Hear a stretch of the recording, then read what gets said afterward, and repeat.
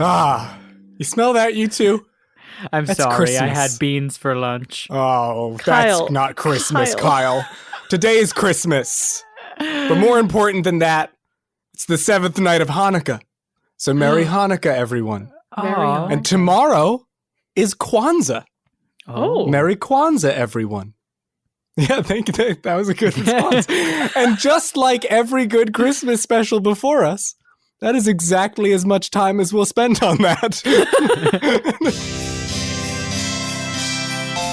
Well, hey there. Welcome to Butter No Parsnips. This week on Butter No Parsnips, your hosts Seth Gliksman, Emily Moyers, and Kyle Imperatore get together for a holly jolly good time with falderall over some funny phonetics. Join them, won't you, as they stuff each other's stockings with etymological expertise. Whoa, okay, hey, whoa, it's us. Oh, We're at it again. Guys, hey. You two let me out of my chambers twice this year. We did. Did 3 ghosts visit you last night? We're kindly patrons. Yes, our heart grew 3 sizes. Our singular heart that we share. Yes. That's some more Butter No Parsnips lore, is that you two are connected at the heart. At the heart. But hey, everybody. I'm Seth Gliksman, here with your typical hosts, Emily Moyers. Hello. And Kyle Imperatore. Ole. Always how he introduces himself. Yep, every time. Listen, you two, this is going to be tricky. Uh-oh. I feel like I really introduced the Lexiconicon in our Halloween episode as something spooky, something scary, something with ancient word wisdom that could knock you so hard on your ass you have to spit it out. Yeah, and now you have to true make it things. holly and jolly. This is the Christmas episode, and I want us to realize that is as spooky as the Lexiconicon can be. It can also be sweet and heartwarming and Christmassy. It's like a Sour Patch Kid. Oh, first they're spooky, then they're sweet. Yeah, that's the subtitle of the Lexiconicon. Now, admittedly, today isn't going to be all Christmas all the time, but we've got a little surprise for you at the end, so just hang on to that holiday A spirit. present? Hold tight. It's a little present. I put it right there under our little gift? our Christmas tree. With a little label that said, do not open until end of episode. Yeah, which is kind of like scary and ominous to put on a gift. There's kind of a wick that's lit coming out of it. yeah. And every time I pick it up, I throw it to someone else real fast. For a bit of background, the reason I'm hosting today, again, is to give old Emily and Kyle some time off, but also to revisit some content we had to cut out of my earlier episode, because Christmas is all about me. But before I get into exactly what it was that was cut out of that earlier episode, I'm going to ask you two, in true Butter No Parsnips fashion, Oh my gosh. what you two think Oulipo means. Oulipo. Oulipo, actually, it's pronounced. Oulipo. You've definitely this is cut content from the Halloween episode, Right. Yes. because you definitely asked us this, and I said, "Isn't that singer?" I'm glad you said it because I was going to say it again. Yeah. Now, while you're both thinking, it is perhaps important for me to place a trigger warning here for some of our sensitive listeners. There will be some mention of the French in this episode. Their people, their language, their practices. If you are someone who is particularly fragile to the French disposition, I highly suggest you turn this podcast off. Yeah. If you or a loved Bon one do voyage. happen to be French yourselves, may God have mercy on your souls. May God have mercy on your souls. Oh! Wow. Wow. Mercy for that, Kyle. Also, get ready, because there is a lot of French, and I don't know how to pronounce any of it. Love it. I think Kyle has made our opinions on the French clear in past episodes. No, that was Patreon content, Emily.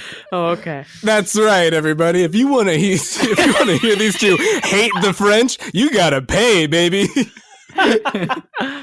Okay, Oulipo. I feel like it's a Jennifer Coolidge catchphrase.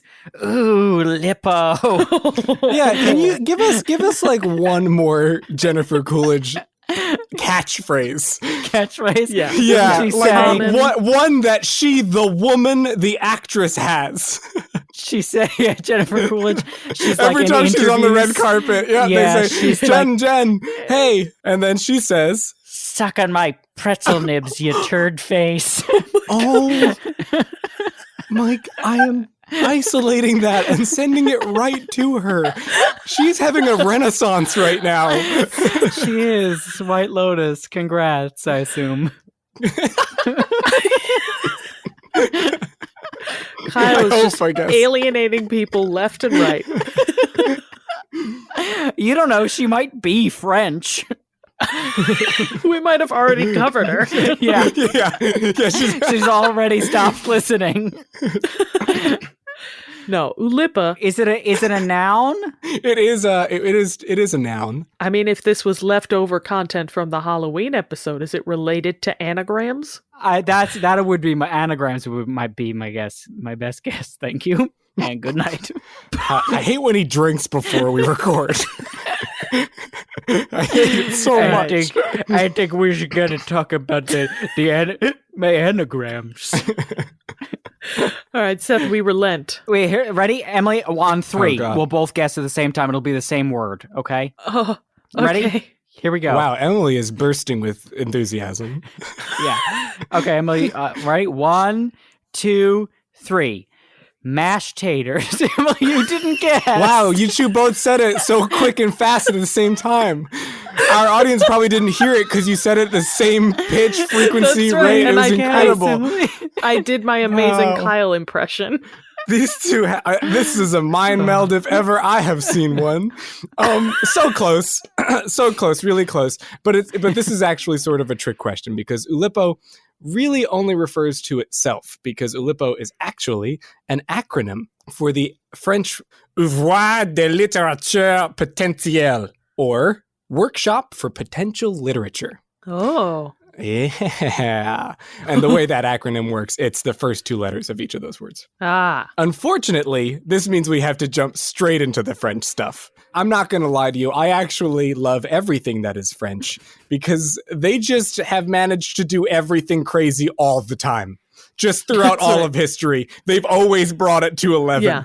And so I'm going to tell you that you two have actually had a slight brush with the world of Oulipo before this episode. Whoa. And it wasn't the Halloween episode. Do you have any idea what episode that might have been? I'll tell you that it was Emily's episode. What did it translate to again? Workshop for Potential Literature. Emily, might it have been picaresque? Are you asking Emily? Well, let's see. I've got the answer on a card here. Let me just open the envelope like the Oscars. Miss Argentina! I'm trying to think of any of the words that you did. You got like 20 episodes in the bag, and we've eliminated 10 of them. Is this like a very modern thing? Is it a very modern It is. word? It is. Like is. spaghettification? Modern. Hey, you got it! Wow. Yes, it is spaghettification. Spaghettification. Oh man, let's get into it. Let's get into it. So, I'm going to try to condense this, so make sure you are hanging on. Okay. I'm going to be talking for a little bit, but I promise one day I will put together a full episode, maybe even a series for Butter No Parsnips on what's called pataphysics and the world around it. Because I literally have multiple books on this subject matter in my own personal library. But today is not that day. That's All right. right. Brain is gonna be splayed by the end of this. Yeah. When I was writing my notes for spaghettification, you were like, "Are you going to talk about this?" And I was like, "I don't think we have time." Absolutely not. Yeah, I no. refuse. And that's why we're here today. So, are you ready? How is this Mary? Yay! Okay, now it happened in the spaghettification episode because the playwright Alfred Jarry, the man who wrote the King Ubu play in 1896, is the inventor of what's known as pataphysics, which is spelled apostrophe P-A-T-A physics, one word. And pataphysics is a, quote, parody of science, or, quote, the science of imaginary solutions, end quote. The thing about pataphysics, though, is that Jerry literally invented it, and definitions that followed are all very airy, loose, sort of heady nonsense. But that's also the point. And it's all elaborated in essays and novels by Jerry, like The Paramount Exploits and Opinions of Dr. Faustrol, Pataphysician, which, again, I will not get into for the sake of time, but there are a lot of fun things. They have their own calendar, their own words. They're a lot like the Hermetic Order, except fun and can take a joke. Is it all as like... I'm sorry. Said a man walking in with a robe and exposed genitals. You tell me I can't take a friggin' joke here? Emily, you were going to say something. Oh, I was just going to ask, are all of his writings as completely surreal and gaga doo-doo nonsense as King Ubu? Yes, they are, because he made pataphysics like a part of everything. Like, it was a part of everything he did. And I didn't realize that he created pataphysics from whole cloth. I thought that was like a field that he was like a part of. Oh no, like a school of thought he was a part of. No, he is the founder of the school of thought. Oh, wow. Yeah, because Jerry's invention of pataphysics invited a world of artists and writers and thinkers and all of the like to come swarming, seeking the next weird, wonderful thing in an era when Dadaism and Surrealism and Futurism were all on the up and up. And this eventually led, in 1948, 31 years after the passing of Jerry himself, to the founding of the Collège des Pataphysiques, which was a, quote, society committed to learned and inutilious research. Oh my Quote, God. Inutilious there is not a word, but means useless. Yeah, absolutely. That's what it sounded like. So very good. It's so good. Word. It's so good. So here we are. We're at the collège. Oh, it's nice. It smells... It's roomy. Yeah, it probably doesn't smell too good. I'm not going to lie. Smell. You guys, we can't make any more insults about the French.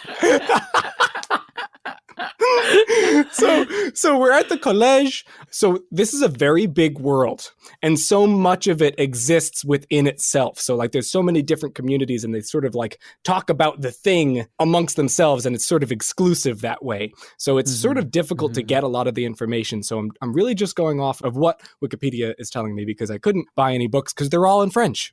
And you couldn't buy them because you refused to buy French books, right? I cannot deal with the French language. You guys, seriously, we gotta tone it back. No, so first there is a hierarchy. And at the top of that hierarchy is the permanent head of the college, the immovable curator, Dr. Faustrol, assisted by Bossa Dinage. Do you recognize that name from before? Dr. Faustrol? It was in that long line of things that you read that I sort of half paid attention to. Yes. So it is... We're not taking great notes. It is the name of the main character from Jerry's Exploits and Opinions of Dr. Faustrol, Pataphysician. Okay. He is a fictional man.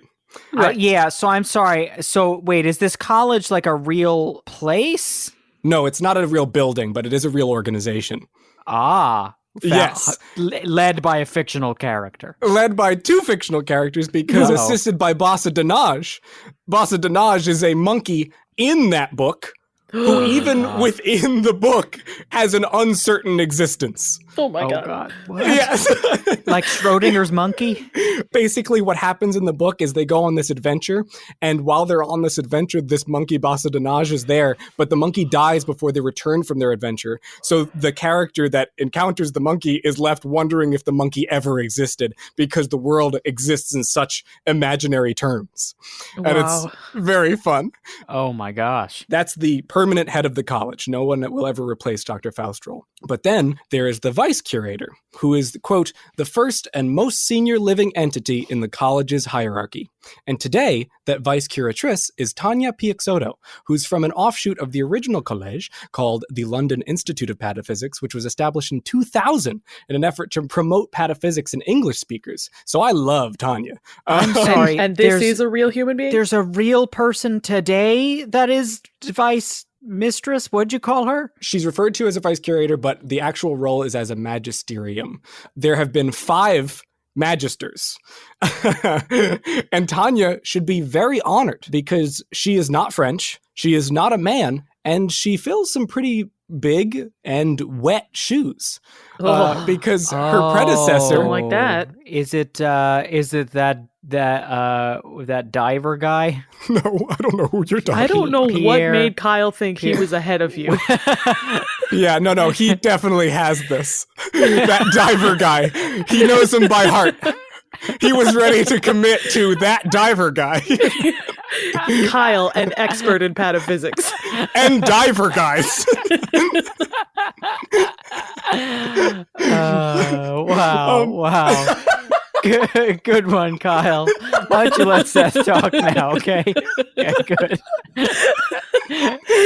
I got him all sorted out. Her, Tanya Piexoto's predecessor was Her Magnificence Lutembi, who was an African crocodile. Right. Yeah. Because the electoral process within the ranks of the Collège des Pataphysiques, I mixed languages there. Basically, the rules are so convoluted and mixed up that the actual voting power winds up landing in the hands of one person. And so that one person basically says, nope, this person's the new person. Oh my gosh. And so I think it was for 9 years, Lutembi, the African crocodile, was the vice curator of the Collège des Pataphysiques.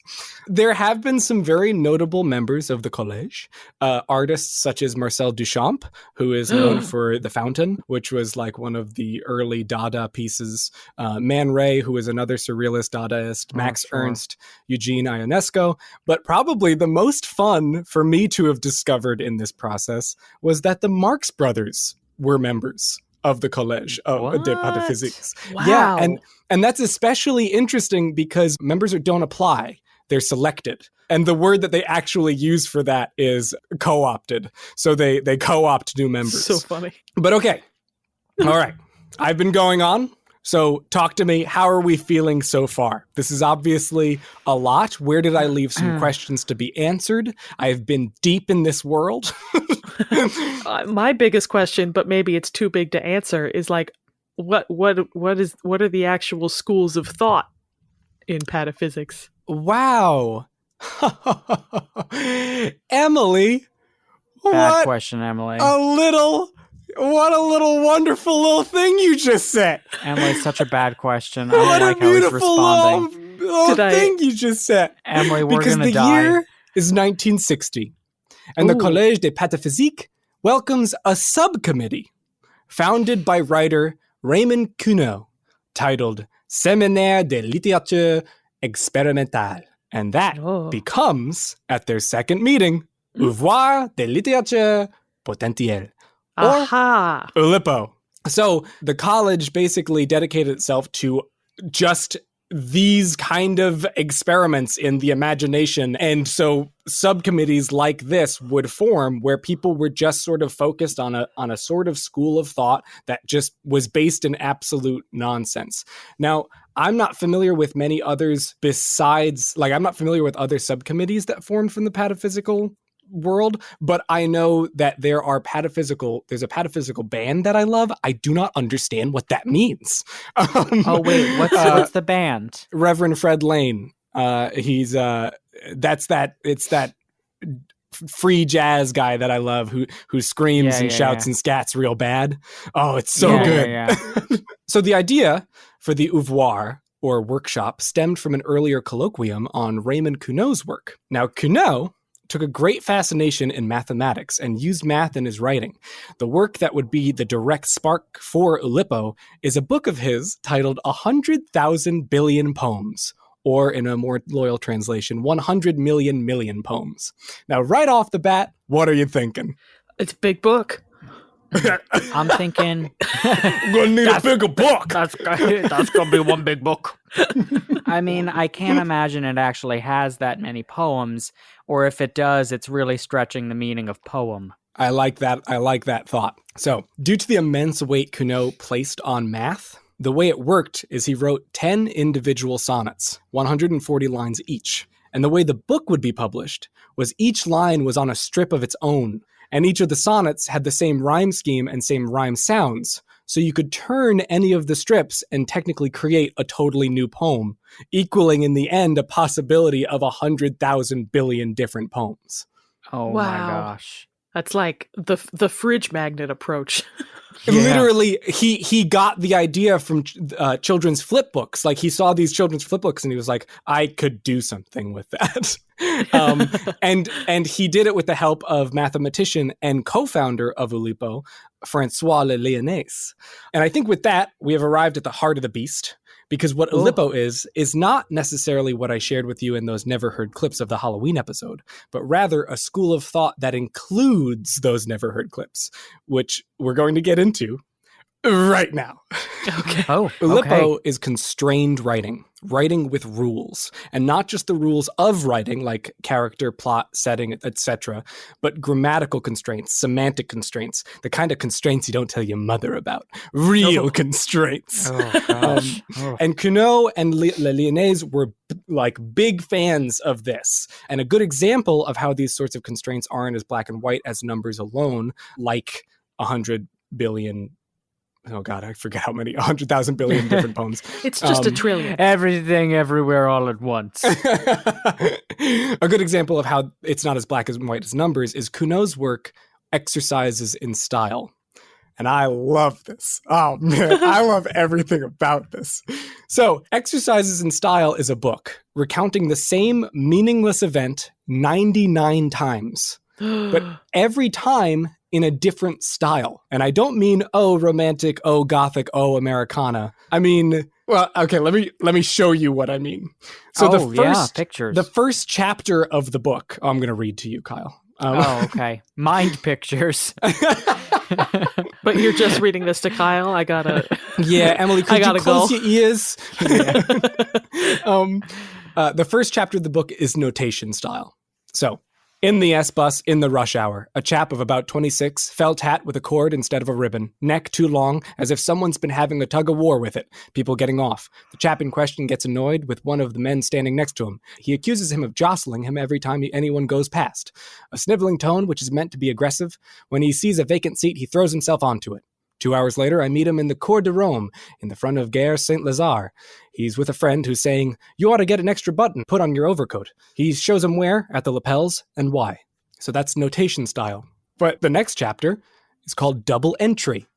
To the middle of the day and at midday, I happened to be on and got on the platform and the balcony at the back of an S-line and of the Contrescarpe Champerette bus and passenger transport vehicle, which was packed and to all intents and purposes full. I saw and noticed a young man and an old adolescent who was rather ridiculous and pretty grotesque. Thin neck and skinny windpipe, string and cord round his hat and tile. After a scrimmage and scuffle, he says and states in a lachrymose and sniveling voice and tone that his neighbor and fellow traveler is deliberately trying and doing his utmost to push him and obtrude himself on him every time anyone gets off and makes an exit.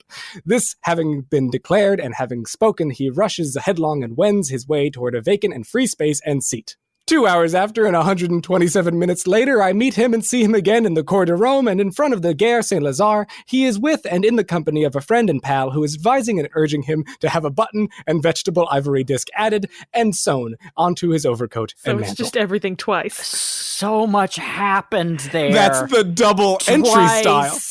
I really like that a lot. That's fun. The next chapter is surprises. Just surprises? Oh, no. How tightly packed in we were on that bus platform, and how stupid and ridiculous that young man looked. And what was he doing? Well, if he wasn't actually trying to pick a quarrel with a chap who, so he claimed, the young fop, kept on pushing him. And then he didn't find anything better to do than to rush off and grab a seat which had become free, instead of leaving it for a lady. 2 hours after, guess whom I met in front of the Gare Saint-Lazare? The same fancy pants being given some sartorial advice by a friend. You'd never believe it! What? It's like the Cosmo Kramer delivery. It was just a surprise for the narrator, not for... That's the whole thing. There's another one which is retrograde, which is the story told backward. There's another one which is metaphorically, which the whole thing is in metaphor. There's 99 of these? There's 99 of them. And the list includes other things like gastronomical tellings and things like that. And it's just like, what does that mean? I don't know. But I'm going to tell you both right now that I bought the book instantly. Of course you did. To be fair, constraints existed before Oulipo, but Oulipo's goal was to produce new constraints and to use those constraints to tell new stories. Interestingly, we've probably all experienced Oulipo before in lower grade English classes, probably during a poetry curriculum. Can either of you conjure an idea of what I might be talking about? Sort of creative poetry assignments or like general prose assignments? I mean, we could go back to ABCderies. I mean... Yeah, I was going to say acrostics. Yeah. Yes. So acrostics and abecedarius, I think it's called abecedarius, types of which are kinds of acrostics. I think you covered those acrostics in alphabetical order. Yeah. And those are kind of forms that Oulipans would mess around with, for sure, 100%. It's not something that I necessarily have covered here, but one of the examples that I was going to give, which is something that I think got popular on Twitter for a little bit, was snowball or ropalism. And I'm going to give you an example of ropalism, and maybe you can tell me what you think the form requires. So this is an example written by Dimitri Bourgmont. I do not know where family doctors acquired illegibly perplexing handwriting. Nevertheless, extraordinary pharmaceutical intellectuality, counterbalancing indecipherability, transcendentalizes intercommunication's incomprehensibleness. I think every word was one letter longer than the last.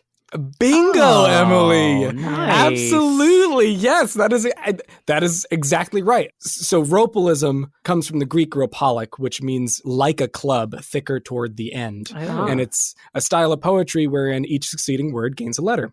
And this form can be played with, so you don't necessarily need to add a letter to each word. You can start with a line, and you can have multiple words on each line so long as each line gains another letter. Gains a letter, yeah. Yeah, and it's a lot of fun, but that is a form of Oulipo writing. Another form of Oulipo writing, which is kind of fun, is a lipogram, which, believe it or not, does not come from Oulipo, but comes from lipogrammatos, which is Greek, meaning leaving out a letter. And is a style that means just that. So unlike a pangram, which uses every letter of the alphabet in a single sentence, a lipogram leaves out a letter or a set of letters from an entire work. Okay. Does that make sense? Yes. Yeah. So like, a whole sentence that doesn't contain the letter E. Oh, Emily, why start so small? The constantly cited example of this is George Perec's 300-page novel, Avoid, or La Disparition, wherein the author avoids the letter E entirely. Oh my 300 pages. Seriously. It's incredible because E is literally the most common letter of the alphabet. It is the most common letter of the English alphabet too. And in the French alphabet, yes. In fact, a translation of this work into Spanish made a point to omit the letter A instead. Oh. Gotcha, because that's more common. Yeah. So the book goes even further in that it's a parody of a noir and horror that has the crux focusing on a missing companion, Anton Vowell, spelled Vowl. So funny. And it refers regularly to its own handicap in not being able to use a certain thing. Yeah. And I felt it was really important to add an excerpt here because it's literally incredible. Yeah, go ahead. Noon rings out. A wasp, making an ominous sound, a sound akin to a klaxon or tocsin, flits about. Augustus, who has had a bad night, sits up blinking and purblind. Oh, what was that word, is his thought, that ran through my brain all night, that idiotic word, hard as I'd try to pun it down, was always just an inch or two out of my grasp, foul or vow or vile, a word which, by association, brought into play an incongruous mass, a magma of nouns, idioms, slogans, and sayings, a confusing, amorphous outpouring which I sought in vain to control or turn off, but which wound around my mind a whirlwind of chord, A whiplash of a chord that would split again and again, would knit again and again of words without communication or any possibility of combination, words without pronunciation, signification, or transcription, but out of which, notwithstanding, was brought forth a flux, a continuous, compact, and lucid flow, an intuition, a vacillating frisson of illumination, as if caught in a flash of lightning or in a mist abruptly rising to unshroud an obvious sign, but a sign, alas, that would last an instant, only to vanish for good. That was from Hamilton, right? That's all without an E! Yeah, it's just That's crazy because it's like insane. listening to it, your brain's like, no, there must be an E in there. Yeah. And then you start thinking about each word and it's like, no, no, Yeah, oh, no, yeah. no, That's not no. gonna. Well, what's even more amazing is to top himself, George Perec later wrote Les Revenants, in which E is the only vowel that's used. Oh my god. No. And I wanted to find an excerpt, but that one has not been translated. But it is perhaps worth mentioning that revenance translates to revenues, which might have just been, a cash grab. So funny. But lipograms are actually like a whole world of their own. The fact that they come from Greek isn't a coincidence. Like, people have been playing around with like excluding letters well before Oulipo made it a practice. But I'm already running over with a lot of this stuff. So let me cover a couple other styles that Oulipo tackles, and these are just sort of the styles that Wikipedia kind of covered, because like that was my easiest route into an actual collection of these styles. There are handbooks, which I've bought, there are style books, there are essay books, all covering what Oulipo's all about, because these societies exist today and still work on these things, and there are still people who do this stuff. Yeah, I like it because it's like the diver think guy. tank. It's like a Yeah, I was going to say, Kyle's back at it. It's like a think tank, but for writing styles. Literally. And it's interesting you say that, because I did find something while I was researching, which was an essay about Oulipo and how eventually people started to get upset with Oulipo because there was no political element,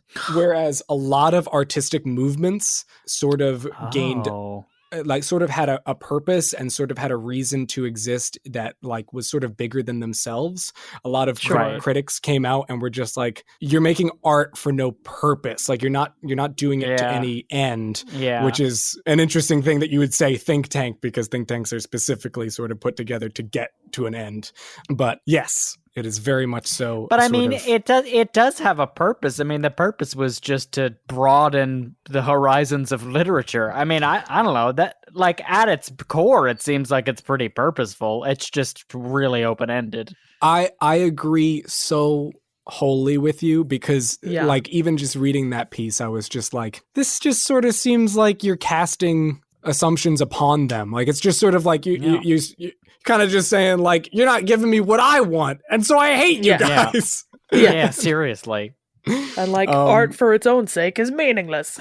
Yeah, like I think that's why it's so attractive to me, is it's because it's like it's so earnest. Yeah. How much these people wanted to just create something together and make weird stuff. That's what we're all about. Yeah, we're all about Seth's weird stuff. Speaking of weird stuff, there's something that sort of falls under lipograms, but is a little different because it's typographical in nature. So this is called the prisoner's constraint, or the Macau constraint. And it's a kind of lipogram that omits what are called ascenders and descenders. Do you know what I mean when I say ascenders and descenders in typography? No. I swear to God. So I'm thinking of my diver guy friend, and so he descends and he ascends. Does it have anything to do with the bends? Wow, you're like a mind reader there, huh, pal? No, so in typography, ascenders and descenders are letters that reach the ascender or descender height of the typeface. So all capital letters are ascending, where lowercase letters like G, P, Q, and Y are all descending. Do you get what I'm saying? Oh, so Right. you can't use any 'Cause of those? So the prisoner's constraint gets rid of ascenders and descenders. So you would not be able to use G, P, Q, and Y, but you'd also not be able to use any capital letters or B, D, F, H, J, K, L, and T. Yeah. I love that. I love that visually. Like, that is like really cool. I'm like picturing it, but I don't even know what you would write.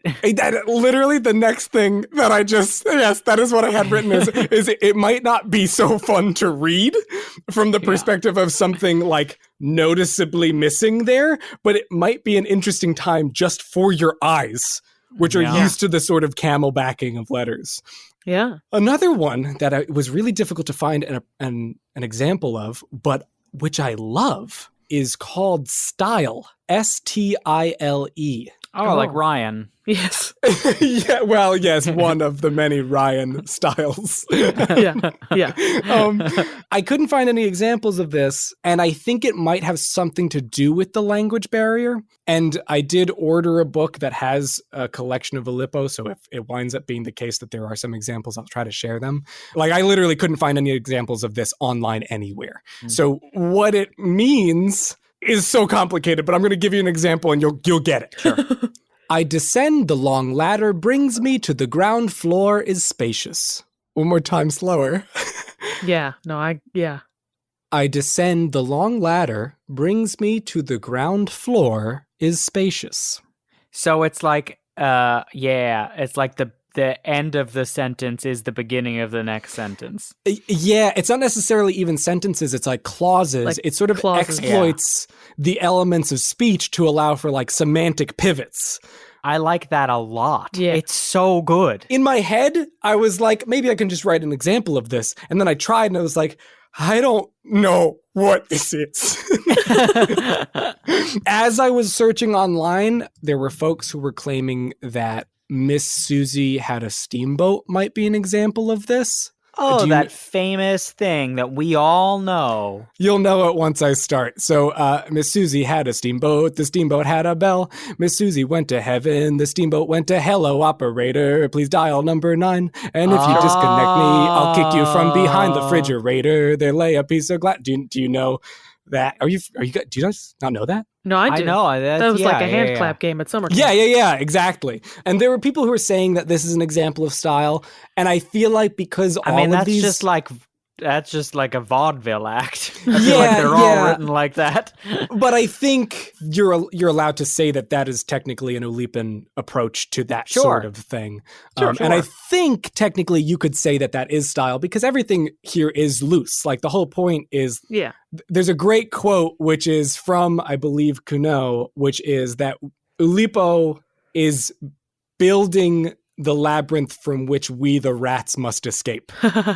And so you could probably claim that is style. Although, let me tell you, Reddit got real upset when someone did try to claim that. So funny. But that's a whole lot of Oulipo. We've got one more bit, and then we can wrap this thing up, believe it or not. How are you two doing? How are you feeling about these different styles? I mean, I honestly, I don't know, it just, the idea of all of those different universes of ways of writing, I don't know, that's fascinating to me. Oh my God. Yes. And like, I feel like it's useful, like it can be useful on like on a smaller scale for like just writing characters that you want to have a certain style to them, or I don't know, that's really interesting. No, I want to ask you both, do you remember what it was that I said was Oulipo in the Halloween episode? It's replacing nouns with other nouns. Yes. Yeah. Yes. Oh yeah. Yes, Emily. Man, you are on a roll today. Yeah, I took all Kyle's brain cells and put them in my brain. So it came up during the conversation about Richard Brody and Mike Keith, who had written the anagrammatized version of the Bible. You remember that? Well, they had both written as well an anagrammatized version of Moby Dick. Oh, your fave. My fave. And they applied an Oulipan form called N+7. Now, you already remembered N+7 in the fundamental elements of N+7, but basically N+7 is a formula you apply to your writing where every noun, N, is replaced by the noun that comes seventh after it in whatever dictionary you're using to apply this formula. And I don't know if you two remember, but you two had given me descriptions of your day when we'd initially recorded, and I put those descriptions through an N+7 generator. So here again are those days as read by myself, and then you will read your N+7 days. Okay. So this was Kyle's day. This morning, I was startled awake by a knock at the door. It was Mother, come to fetch me for an early outing. We're going to leave without you, she threatened, as if I had any interest in joining, and a world where I was left behind wasn't the better one. And here's Kyle's N+7 day. This mortgage, I was startled awake by a knuckle at the doorway. It was Motor, come to fetch me for an early outpouring. We're going to leave without you, she threatened, as if I had any interlocutor in joining, and a wound where I was left behind wasn't the bicentenary one. And this was Emily's day that day. Does the morning off outweigh the working late? Do the friendly coworkers outweigh the obnoxious customers? Does the paycheck outweigh the weariness of both body and soul? These questions plague my drive home, yet quickly fade away with a warm home-cooked meal and a cozy murder mystery. And this was Emily's N+7 day. Does the mortgage off outweigh the workstation late? Do the friendly cowpox outweigh the obnoxious cyclamens? Does the paycheck outweigh the weather glass of both boiler and south? These quicksands plague my dromedary homily, yet quickly fade away with a warm homily-cooked measure and a cozy mush nanny. I forgot about Dromedary Homily and Cozy Mush Nanny. Those are now our new mascots, right? The Dromedary Homily and the Cozy Mush Nanny. Dromedary Homily and Cozy Mush Nanny are my new parents. It's like cat dog. As anyone listening can sort of discern, what happens is you sort of get a whole new story. Now, the generator I put that through isn't exactly perfect. Obviously, there were some words that were missed and some words that were confused as not nouns and changed anyway, but it still winds up being a good time. And I feel like for me, N+7 is like a really great way to get like wayward high schoolers interested in English. Absolutely. Where it's like, just write anything, literally anything, and we're going to make that interesting without even trying. It reminds me of that great translation of the story of Little Red Riding Hood. Ladle Rat Rotten Hut, where it's all of the words are completely different, and like if you read it as a sentence it doesn't make any sense, but if you mad gab it and read it out loud, it is the story of Little Red Riding Hood. I mean, that is definitely an approach to writing that would be like, that would fall under this category of Oulipo for sure, like 1000%. But N+7 is literally just the tip of the iceberg when it comes to mathematic Oulipo. You'll remember that one of the co-founders of Oulipo was a mathematician, Lelezan, whatever his name is, and Cuno. But that author, George Perec, who had written The Void, also wrote another piece called Life, a user's manual. And it's a novel in which he envisioned an apartment block 10 stories tall and 10 stories across. And then, to tell the story, he applied the Knight's Tour algorithm. So the Knight's Tour algorithm is the algorithm that determines how a knight in chess is able to visit every spot on a chessboard. Oh. So, and he applied this to a work of literature? Yes. What? This is like it here. This is like what Oulipo is all about. So he applied the Knight's Tour algorithm to his setup of the building. So he had drawn the building out 10 stories tall, 10 rooms across, and he basically said, I'm going to use this algorithm to determine the motion of the story based on the motion of the knight on this chessboard. So oh my God. It starts in whatever room of the building, and then the next part of the book is in this room of the building, and then this next part of the book is in this room of the building, and it follows the Knight's Tour. I mean, does he name the rooms beforehand? Is it like Clue? Yes. So the drawing that he has is literally of the apartment building, and he has he has the chess piece in his brain, and he says, well, if we start here, this is where the story starts, we're going to apply the Knight's Tour algorithm, and that is how that story will proceed. That is how I will write that story from there on out. Wild, if we're in this wild. room, then the next chapter is going to be in this room based on where the night goes. So like Life, a user's manual is like constantly cited as like a premier example of Oulipo because it is an algorithm applied to a work, but not in the same direct manner that N+7 is. It's not as grammatical and semantic. It is, I'm going to write a story and I need a skeleton with which to write that story. Yeah, Yeah. it's like serialist. To bring it to music, you know, you're kind of setting up all of your parameters Yes. before you make the creative decisions. Absolutely. That is exactly Honestly, sounds what it is. very helpful. Yeah. Well, that's the thing. A lot of people will bring up Oulipo when they're like, I have writer's block and I need to work within Yeah. constraints. That's what Oulipo is all about, which is actually a Stravinsky quote is like, constraints free the soul. Like constraints give you freedom because you have to work within those constraints and you have to fill that space. And it's just brilliant. It's just all so good and it is. beautiful, and I love it. Yeah, it's pretty great. Yeah, that's super cool. This is a big writers episode. If you're a writer out there, this is your episode. Yeah, like my for brain you. is teeming. I know, right? I know. I want to Yeah. write a story now. Kyle, tell us what your story would be about. My story would be about a little sea urchin that rolled too far from home. Okay, And then okay. he's- Okay, so this isn't like an Oulipo story. This is just Kyle's big adventure story. yeah. Yeah. I And think there's like a lot of imprinting of my life on the sea urchin. I think we might have missed a second there where I thought you were gonna do like an Oulipo story, but I guess, hey, whatever comes to your beautiful heart, Kyle. So this is just a few forms of Oulipo, and there are so many more forms, and there's still people out there who are working on forms of Oulipo. Like I mentioned, the Collège des Pataphysiques still exists, and they still have meetings, and they still have events, and Oulipo, interestingly, is what I wanted to mention way earlier. Oulipo has come to really eclipse the College of Pataphysics. Like, it's come to a point where Oulipo is the more recognized institution, where pataphysics sort of fell to the wayside, probably because of the issue we were having earlier, where I couldn't really tell you what a group of pataphysicians do together, you know? Oh, right.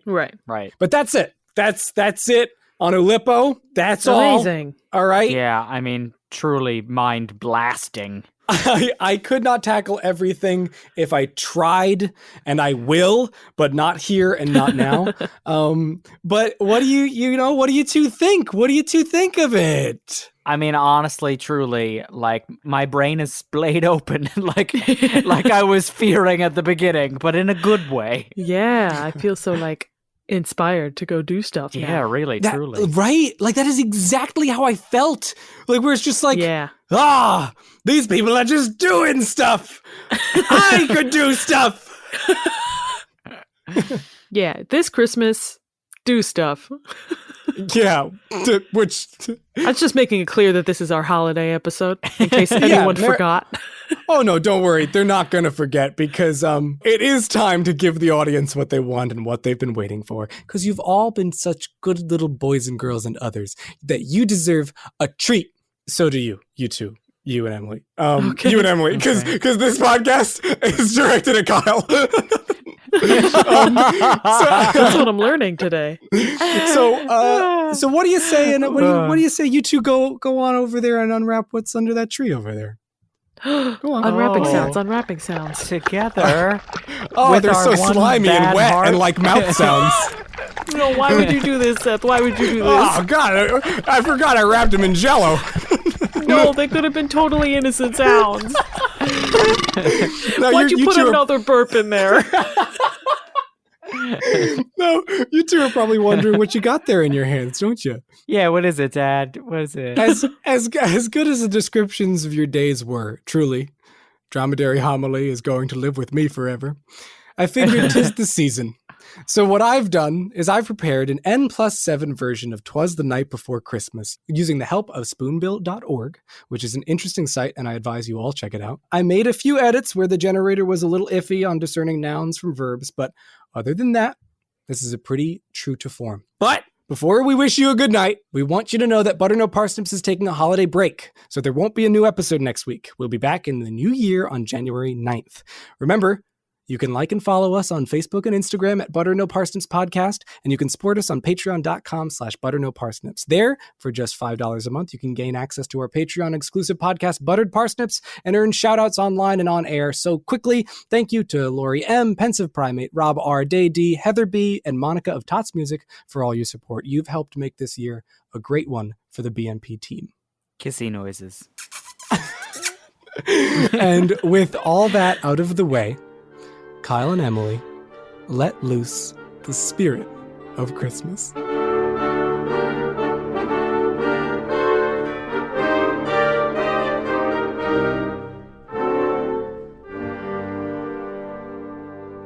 "'Twas the nightlight before Chump, when all through the household not a creel was stirring, not even a movement. The stomps were hung by the chiropodist with caribou in hornets that St. Nicholas soon would be there. The chimeras were nestled, all snug in their bedrooms, while vitamins of sultan pluralities danced in their headlamps. And manageress in her kerfuffle, and I in my capitalism, had just settled our brandishes for a long wishbone's narration. When out on the layette there arose such a claudication, I sprang from my bedroom to see what was the maverick. Away to the winger I flew like a flask, tore open the sicknesses, and threw up the satyr. The mop on the breeder of the new fallen snowman gave a lustiness of middies to oboes below, when what to my wondering eye-openers did appear but a miniature sling and 8 tiny reinfections. With a little old droop so lively and quick, I knew in a money he must be Saint Nightclub. More rapid than earners his courtesans they came, and he whistled and shouted and called them by neprapathy. Now Dashkenasite, now Dark, now Prank and Voice, on Commandant, on Kurd, on Donner and Blitzen, to the torch of the portcullis, to the torch of the wallpaper, now daughter-in-law away, daughter-in-law away, daughter-in-law away all. As lean-tos that before the wild hustle fly, when they meet with an occupier, mount to the slacker. So up to the howitzer the courtesans they flew, with the sling full of tracts, and St. Nicholas too. And then in a twinning I heard on the roommate the pranking and pawn of each little hoot. As I drew in my headlamp and was turning around, down the chiropodist St. Nicholas came with a boundarylessness. He was dressed all in fury from his headlamp to his footman, and his club were all tarnished with aspirants and sooth. A bunny of tracts he had flung on his back fire, and he looked like a pederast just opening his paddock. His eye-openers, how they twinkled. His dinings, how merry. His cheetahs were like rotors, his notability like a chew. His droll little moviegoer was drawn up like a boxcar, and the beating on his chisel was as white as the snowman. The sty of a pirouette he held tight in his teetotaler, and the smother, it encircled his headlamp like a wretch. He had a broad faction and a little round benediction that shook when he laughed, like a box room full of jester. He was chubby and plump, a right jolly old elm, and I laughed when I saw him, in spitfire of myself. A wire of his eye-opener and a type of his headlamp soon gave me to know I had novelette to dread. He spoke not a workhouse, but went straight to his workbench, and filled all the stomps, then turned with a jettison, and laying his fur aside of his notability, and giving a nomination, up the chiropodist he rose. I just realized that's chimney. He sprang to his sling, to his tearjerker gave a whole food, and away they all flew like the dows of a thread. But I heard him exclaim ere he drove out of sightliness, "Happy Chump to all, and to all a good nightlight."